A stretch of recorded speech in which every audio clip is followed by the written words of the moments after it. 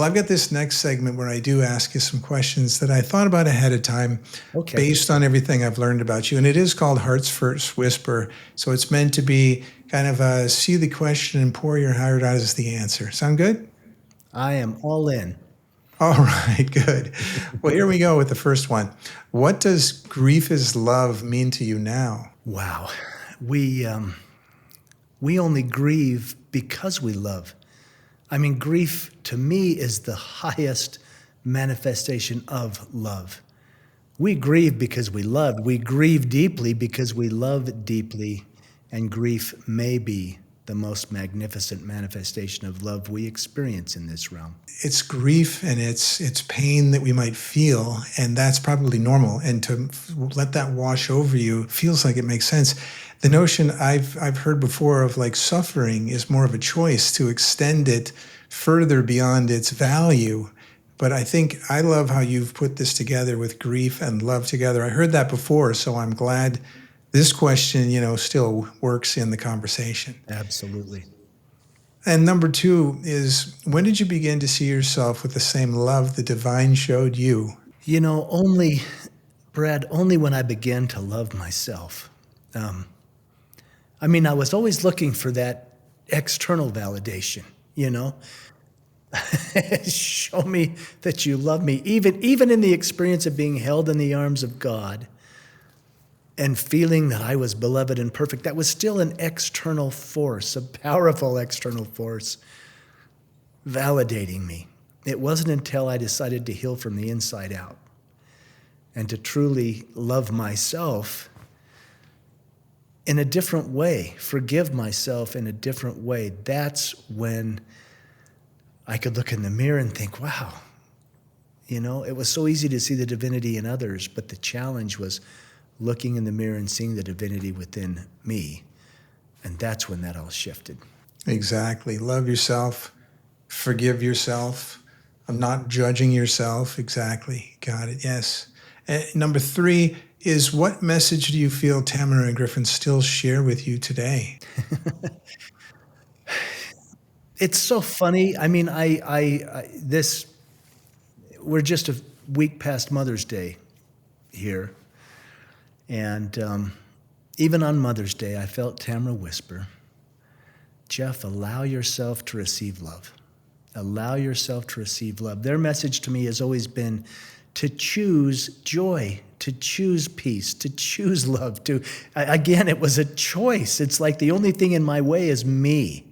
Choose joy, choose peace, choose love, and you get to create it. You're the creator of your own experience, so get out of your own way and allow things to flow to you and be open to receive them. Well, it's amazing Tamara telling you that, and you pretty much responding, I know that, I just can't hold that. Yeah, it's like I know it intellectually, but do I embody it?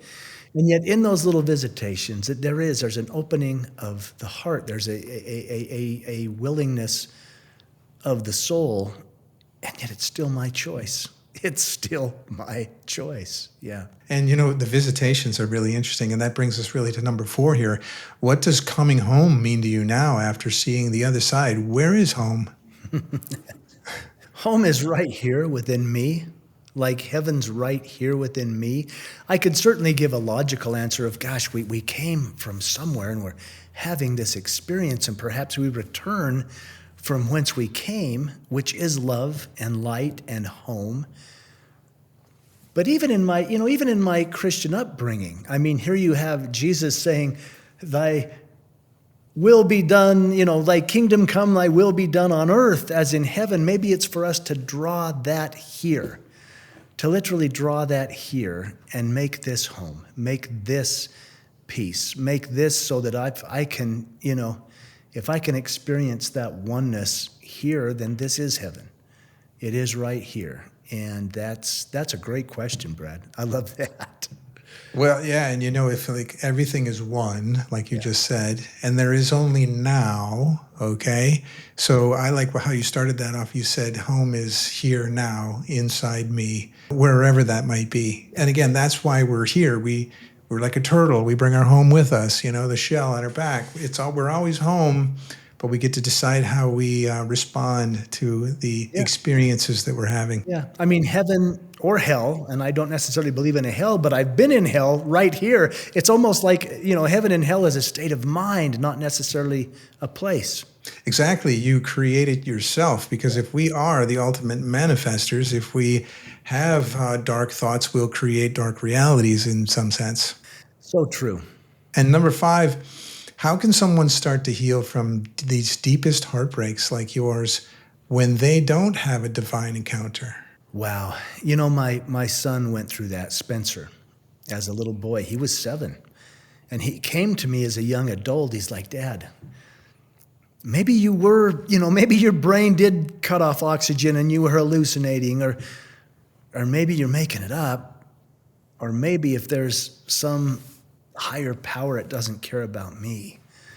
Because, he explained, he said, Dad, I beat my knuckles bloody on this thing you call God and prayer, and I got nothing. I just wanted to feel my mom, and I got nothing. And then I watched him, a whole different experience from mine. But then he came to me a few years later, and he said, Dad, maybe I'm God's light. Maybe I'm God's hands. This thing maybe I get to show up for others in a way where they haven't had the experience. They haven't had that breakthrough. They haven't had some mystical out-of-body, near-death visitation of any kind. And he's incredible. He recently, we came together and he wanted to collaborate on a children's book. He said, Dad, let's do a children's book. Some guys fish, some guys golf. We wrote a book together, and we called it Where Are You? But it was written from that innocent child perspective of, where are you? I mean, I've looked for you in the kitchen. I've looked for you in the garden. I've looked for you in the stars. And it's not a religious book. It was interesting when people would come and say, oh, your mom is in a better place. He would get angry. As a little boy, he'd say, no, she's not. Best place for her to be is right here with me. But yeah, he really stepped in. He's a perfect example of, he didn't have the out-of-body near-death experience, but he chose to be light. He chose to act as love, and that's where his healing was found. He did Big Brothers, Big Sisters. He had after-school rock and roll programs for kids to express themselves in, and I watched him as perhaps a far more noble soul than I am, because he got there without it. And maybe I was the weak soul that needed tutoring, that needed the experience, or I'd have been hung out on some street corner somewhere. And that's a very close personal example of how one, walks when they don't have the mystical experience. I've heard before that like every prayer is answered. It's just that everybody's having a different experience. And so the answer, whether it's yes, no, or maybe so, applies to each of us individually. And you just mentioned hanging out on the corner. Yeah. Well, I found a video of you about 10 years ago where you were hanging out on a corner. Yeah. If you haven't seen that, you should take a look at that on his website, where he stood on a corner with a sign, and it said, I can't remember exactly, but it essentially said, if you have a moment and, it's in your heart, I could use a hug, right? You didn't ask for money. And it was amazing, the people that walked by, as well as the people that came up and gave you a hug. That was amazing, which takes us to number 6, which is, what's one small act of love someone can offer today that might make all the difference? Smile at that stranger. I mean, gosh, write that text, make that phone call, send that letter. I mean, I've learned in a drastic way, you don't always get tomorrow. So just act on it today. Just like when Tamara said, I'm going to go hug mom and dad one more time. Get in a peaceful place. Ask, what can I do for someone else? And I promise the intuition, the inspiration will come in, and it might be as simple as call your mom. You haven't talked to her in a week. But yes, stepping outside of ourselves and doing those acts of kindness. When we did this little social experience, and I went out on the road. My prosthetic limb was broken at the time, so I was actually on crutches. And I probably appeared to be a panhandler looking for money, but the sign simply said, can you spare a hug? And it was interesting to watch what happened because so many people, it was Christmas time. Everyone was out and downtown and shopping, and it's even a time of goodwill, but everybody walked by. And I'll never forget, there was a young woman, and she was in a bright red coat. I don't know who she was. I didn't know any of these people from Adam. But she was the one that broke that chain, and she probably could have thought a hug, well, this guy's a creep. But she didn't. She manifested in love, and she literally ran over to me and put down her Starbucks, and she threw her arms around me. And after she did that, everybody came. When they saw that, it's interesting how it takes just one to have the courage, just one to make that move, just one to cross that line in unconditional love. And then it's like the masses fall into place, and they see that example, and they see that beauty, and boom, there they go. So yeah, those little random acts of kindness, that's what changes the world. The little things are the big things, for sure. It's amazing. It's almost like it takes one person to get everyone permission. Yeah. Yeah. Oh, I guess it's okay. He's not a bad person. He's just been hugged and it worked out fine. The permission is here. And so away it goes. So that was a very touching video that you had up there. Thank you for that. And I know you connect often enough to Tamara in various ways, and it takes us to number 7, which is, when did you last feel the veil was so thin, where this world and the next briefly came together? Well, so ironic, Sunday. And it had been a while. It had been a while for me. It really had. I began to wonder, gosh, has she moved on? Is she done? But what's that been now? Just 6 days ago, I felt her near. I didn't see her. It wasn't a full manifestation, but I felt her near, and there's always a message. And that message was there. Allow yourself to be loved. Allow yourself to receive it. My father passed away years ago, and he was an electrician, so I have his old pliers. His purple-handled grip pliers, and whenever I have a little electrical project, I go get him, and I say, come on, Dad, we're going to work together on this electrical thing, and I just feel he's there. I think it's like you're saying, Tamara, the feeling is, for sure. That's fun, Brad. My oldest son, Spencer, has become a journeyman electrician. He calls it his linesman's, and he's got the big pliers. You and he would have something in common there.